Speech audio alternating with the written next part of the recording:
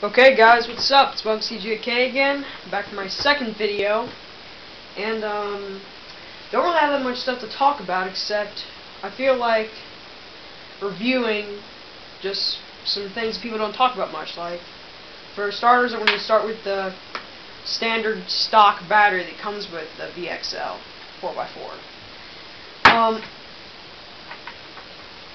8.4 volts, 3,000 milliamps.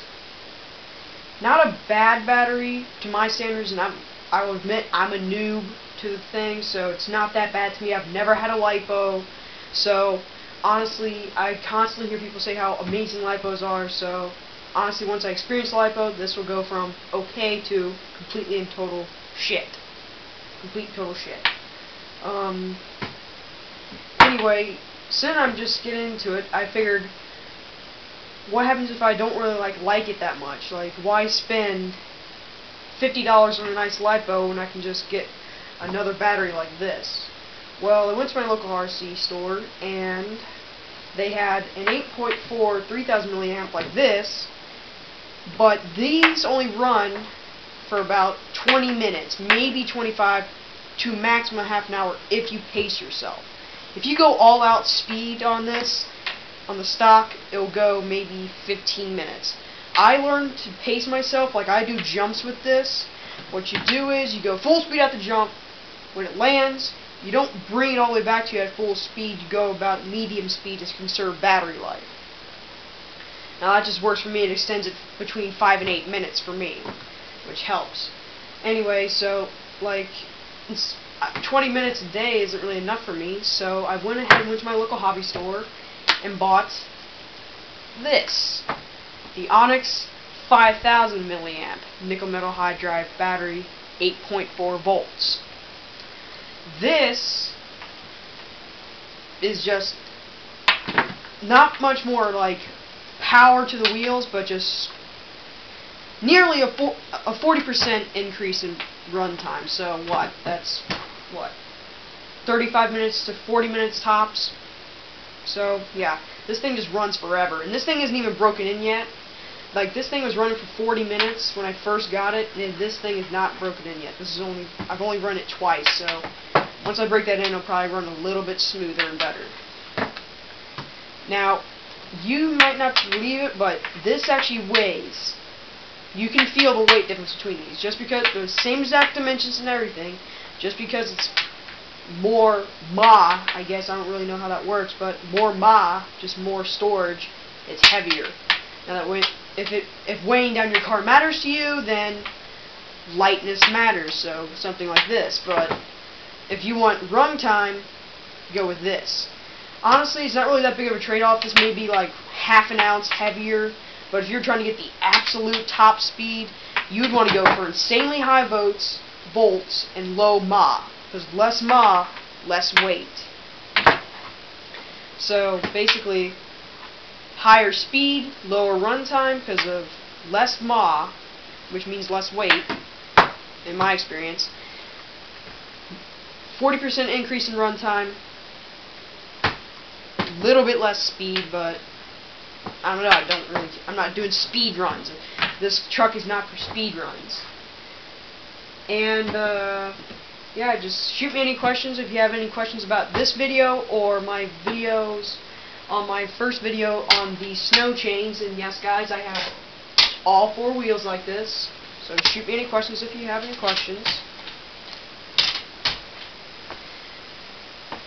I ran these through ice on my porch, and it just shredded the ice like it was nothing. Like, these things are amazing. Like, snow will be no challenge whatsoever for these. I mean, like, we had some freezing rain, and it froze all the grass, and people that run bashing videos on freezing rain, you know that stuff sucks, okay? That stuff sucks.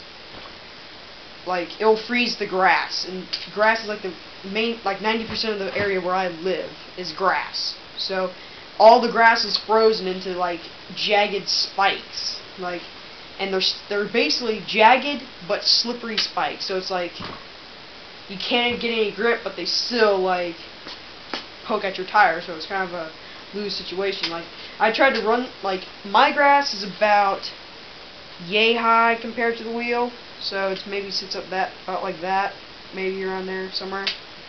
And it goes through that with just, without the chains, perfectly fine. With the chains, it literally rips up the grass. With the ice over it, just rips up the grass. And the first time I tried to go through grass about that high, with no chains, and it was no ice, could hardly do it at all. With ice, without chains, couldn't do it at all. Put on these chains on just the back tires. I made just the back tires one day, and I ran out of chains, so the next day I went out to get more chain for the front tires. And it went through the ice grass like that high, like it was nothing. These chains just gripped and just grip and just tear everything apart. That's why they're just great. Like people say get paddle tires for snow, but I continually, more and more people are saying paddle tires, sand, not for snow. Like, the paddle tires are not good for snow. There really is no, like, awesome snow tires. You want snow tires for RC, treads or chains. Paddle tires are, if you want tires, paddle tires or like mud flap type tires like these would probably be the best way to go. Like, these originally were going to be my snow tires, but I made some change, so these are just my spare tires. So if like one of these gets completely shredded up, or like if one of these breaks or like breaks apart from the rim, I can just take all of them off and put all of those and keep running, and then once my batteries are dead, I can just fix it up and put the good tires back on. Yeah, so if you want to really run in snow, either somehow make tracks for it, or either make tracks for your RC car, or snow chains. And actually, guys, I just realized something. Like, just a few hours ago, I was looking at this and I realized that all you have to, in order to connect the chains, you bend out one of these ends open and just clip it onto another and bend it back. I figured, why can't I do that all the way around and basically make my tires one big tread, like a tank. Could you guys imagine how sick that would be? Just a continuous chain all the way around. Like, it would slow it down considerably, and the turning, it probably wouldn't work very well for turning, but honestly it probably wouldn't work very well at all, but it's whatever. If you feel like giving it a try, you can. Like, if you can tighten it up right there so it's tight on the ground and loose right there so it can still turn. And it just gives extra traction. Go ahead and try it out, dudes. I want to see how it goes. If it works, I might make a video of it and make myself some tracks. If not, then whatever. Might just do it on my own. Anyway, guys, this is Monk CJK signing out for the second time. Remember, guys, new to the whole YouTube scene, just don't be too harsh on me. I do want your criticism, though, but let's just say don't be a butthead about it. Okay? All right. Catch you guys later. Bye.